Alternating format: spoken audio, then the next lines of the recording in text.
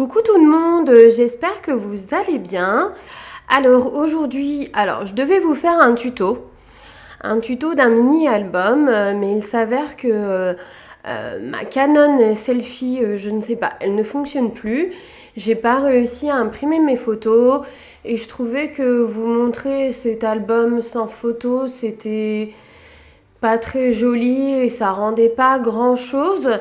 Donc bon, je me suis rabattue sur une autre vidéo. Alors aujourd'hui, je vais vous expliquer, si ça vous intéresse bien sûr, comment je range mes tampons, mes dies. Et c'est la façon pour moi qui était la plus pratique.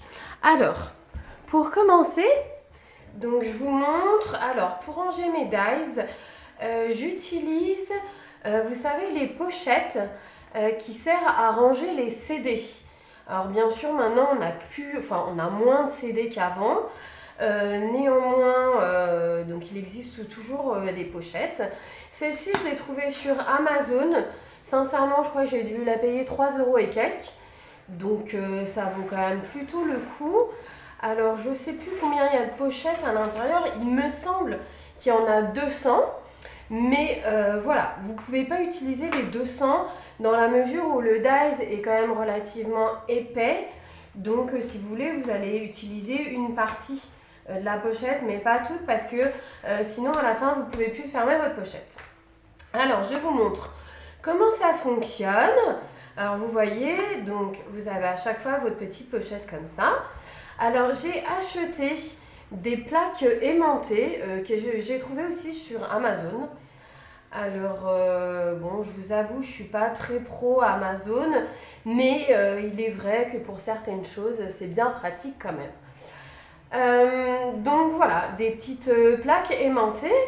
Donc vous mettez, vous voyez, votre dies dessus, ça s'aimante super bien, hein, ça, il n'y a aucun souci.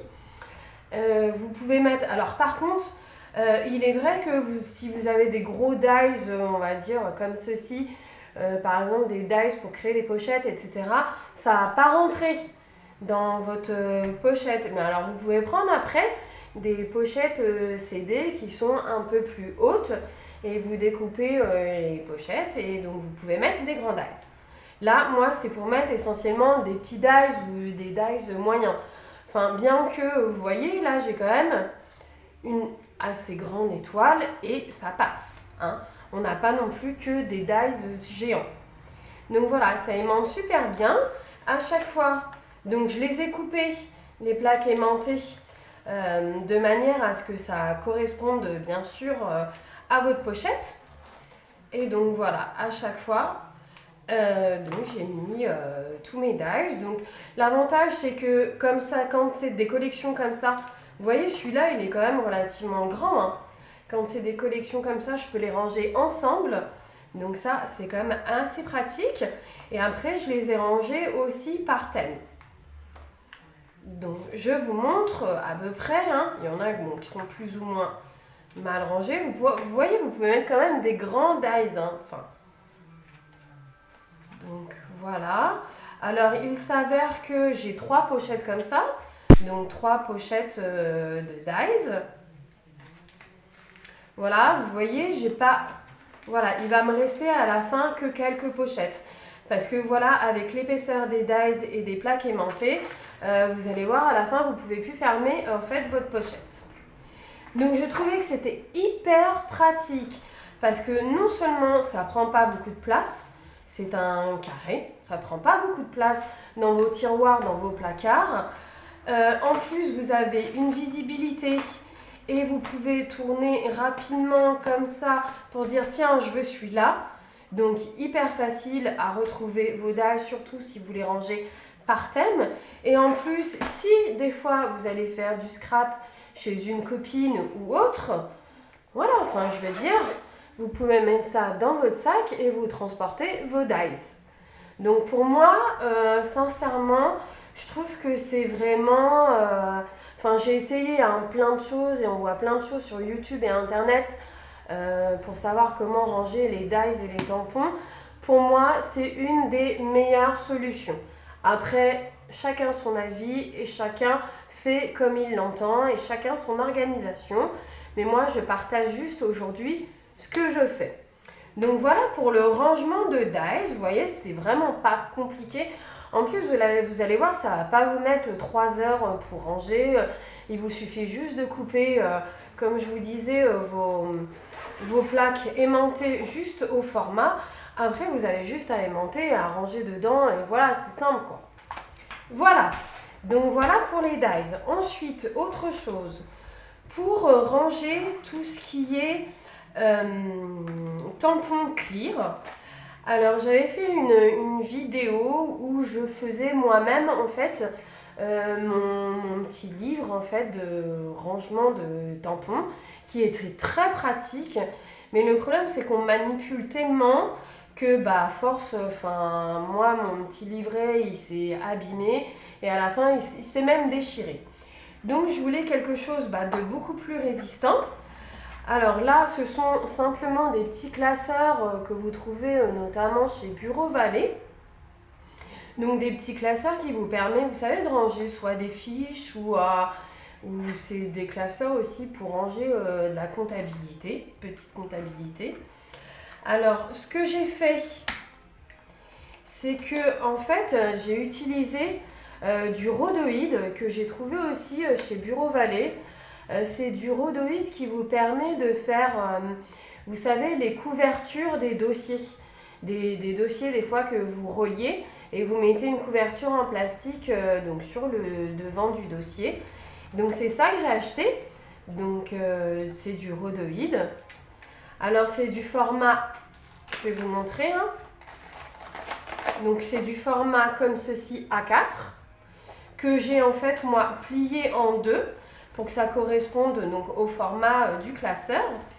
Et en fait moi tout simplement j'ai collé donc tous mes tampons clear donc sur le rhodoïde.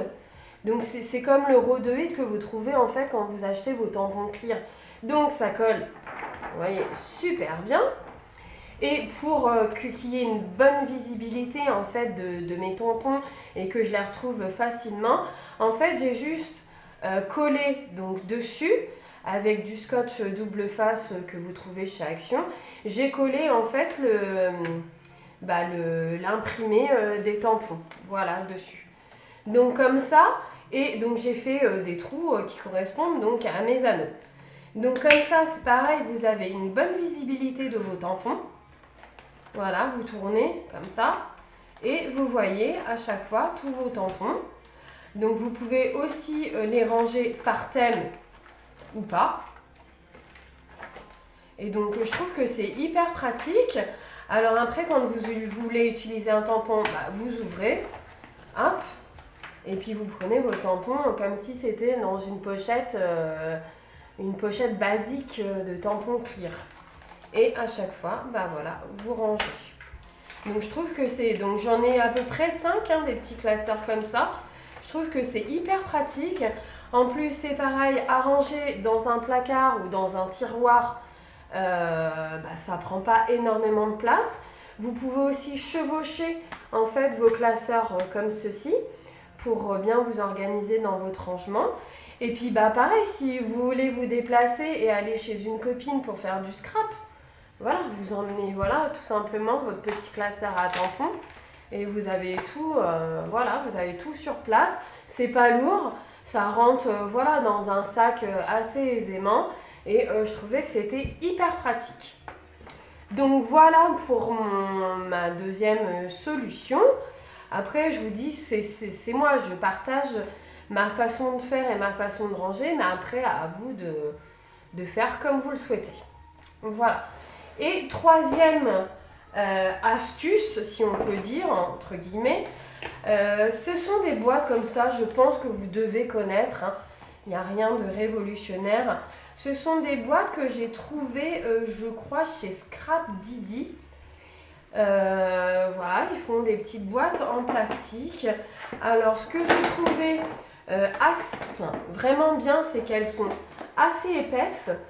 Donc, ce qui vous permet en fait, donc là, de mettre vos tampons bois et mettre au moins deux tampons, 2 épaisseurs de tampons. l'un sur l'autre, donc ce qui vous permet quand même de ranger pas mal de tampons bois à l'intérieur. Donc après, moi j'ai mis d'autres tampons, bon j'ai celui-là en l'occurrence. Vous voyez, il y a deux épaisseurs de tampons, donc c'est assez épais. Après, l'avantage aussi, c'est que elles sont transparentes. Donc des fois, quand vous cherchez un tampon bois, vous n'avez même pas... Enfin, moi, j'en ai plusieurs comme ça, c'est pareil. Je regarde ma boîte comme ça, je fais « Ah, c'est celui-là que je veux ». Donc hop, j'ouvre cette boîte. Et je regarde les autres boîtes. Si je vois pas le tampon qui me convient, je mets mes boîtes de côté. Mais il y a une forme assez ludique et ça nous permet de retrouver nos tampons assez aisément. Ensuite, je trouvais que l'avantage, parce que moi au début je rangeais mes tampons comme ça dans mes tiroirs, je sais plus lequel c'est, mais je sais qu'il y en a un en fait à force d'être mal rangé, il s'est abîmé, il s'est enfoncé sur le côté et maintenant quand je tamponne, à chaque fois ça fait une marque sur mon tampon. Alors je me disais, voilà, vu le prix des tampons, c'est dommage quand même de ne pas en prendre soin. Donc voilà, moi ma solution ce sont les boîtes comme ça. Comme je vous dis, en plus j'en ai plusieurs. Donc elle est fermée, ça protège bien. Vous pouvez cumuler vos boîtes. Donc moi j'en ai plusieurs les unes par-dessus les autres. Et ce qui vous permet je vous dis, si vous les rangez après par thème, ça vous permet quand même de retrouver vos tampons bois assez facilement. Donc voilà pour mes petites astuces de rangement. Donc c'est une petite vidéo assez courte. Je voulais vraiment partager mon organisation. Après, si vous souhaitez me poser davantage de questions sur le format ou autre, n'hésitez surtout pas. En attendant, j'espère que ça vous convient. Si vous avez d'autres idées, n'hésitez pas à me les partager en commentaire. Franchement, toutes solutions pour les tampons et les dies en scrap sont très bonnes à prendre. Donc, je serais ravie de connaître d'autres astuces. En attendant, je vous dis à bientôt!